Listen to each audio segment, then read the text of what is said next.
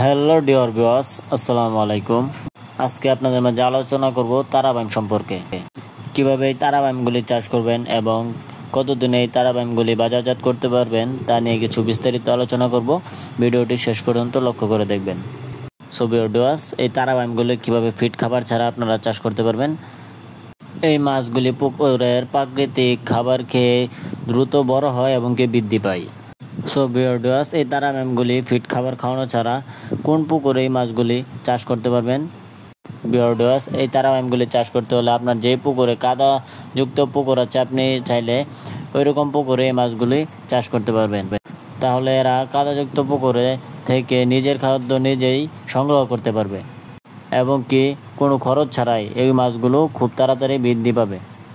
Viewers, আপনাদের যাদের কাদাযুক্ত পুকুর আছে তারা কিন্তু এই মাছগুলি বিনা খরচে চাষ করে লাভবান হতে পারবেন। সো ভিউয়ার্স, আমার স্কিনের মাছগুলি 2 ইঞ্চি সাইজের তারাবাইমের পোনা। সো ভিউয়ার্স, আপনারা যারা এই তারাবাইম চাষ করে স্বাবলম্বী হতে চান, অবশ্যই এই মাছগুলোই চাষাবাদের জন্য আপনার পুকুর প্রস্তুত করা অতি জরুরি।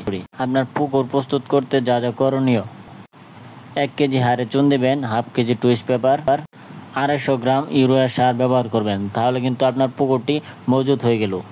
সো ভিউয়ার্স, আপনাদের যাদের পুকুর প্রস্তুত করা নাই তারা চাইলে এই প্রক্রিয়ায় আপনার পুকুর প্রস্তুত করে নিতে পারেন। এর ফলে আপনারা খুব সহজে এই তারাবাইমগুলি চাষাবাদ করে স্বাবলম্বী হতে পারবেন। এই তারাবাইমগুলি খুবই লাভজনক একটি মাছ। অনেক চাষিরা এই মাছগুলো চাষ করে স্বাবলম্বী হতে পেরেছে।